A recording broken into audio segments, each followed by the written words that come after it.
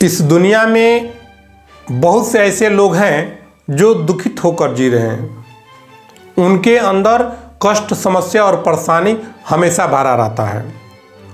वे सोचते हैं कि मेरा दिन कैसे बदलेगा, मेरा दिन कब अच्छा होगा, मैं कैसे अपनी ज़िंदगी को अच्छा से बिता पाऊंगा।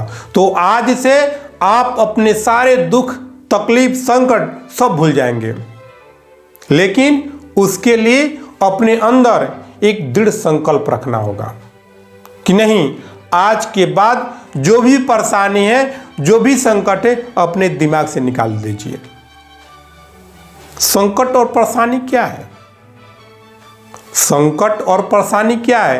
अगर आपके पास कोई परेशानी आया है, कोई दुख आया है, कोई तकलीफ आया है और आप समझते हैं कि ये किसी के द्वारा आया है, किसी अगला व्यक्ति के कारण मैं बहुत दुखित हूँ, अपने रिश्तेदार के चलते मैं बहुत दुखित हूँ, तो आप ये बातें सोचकर अपने मन को, अपने आत्मा को दुखित कर रहे हैं। क्योंकि जीवन की कुछ ऐसी संकटें होती हैं, विपत्तियां होती हैं जो आपके पूर्व में पहले निर्धारित हो चुकी हैं। वो आपके साथ घटना होना ही है। उस घटना को लेकर आप दूसरे को दोषी ठहराते हैं तो आप मूर्ख हैं। ऐसे आपको नहीं सोचना चाहिए।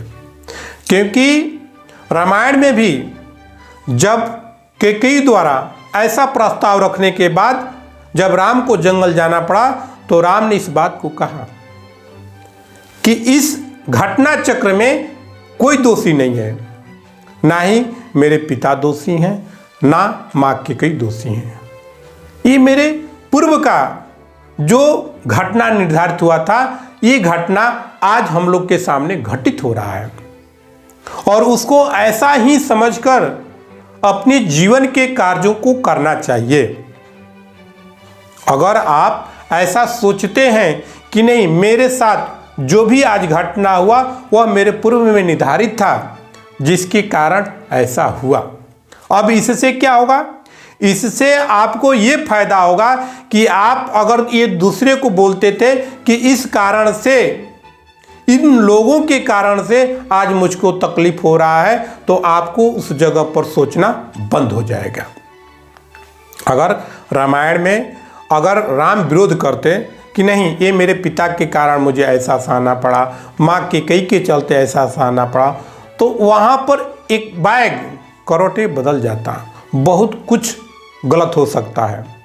लेकिन उन्होंने इसे प्रमाद समझकर अपने कर्म को, जो उनके पास कर्म था, अपने आप को कर्मनिष्ठ मानकर जो कर्तव्य बनता था उन्होंने किया। उसी प्रकार आपको भी करना चाहिए।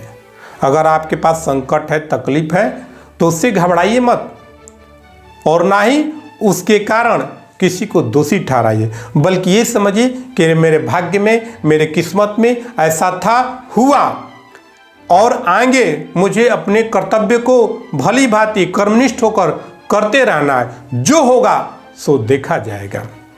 ऐसा विचार आपके मनोबल को, आपकी आत्मा को और भी अधिक मजबूत बना देगा, जिसके कारण आपके पास जो भी परेशानी आता है, संकट आता है, उससे लड़ने का आपको शक्ति मिलेगा, जिसके कारण आपके पास जो संकट है, जो तकलीफ है और दुख है, आपके कर्तव्य से, आपके कर्म से वह दूर हो जाएगा और फिर से आपके जीवन में खुशी आ जाएगा।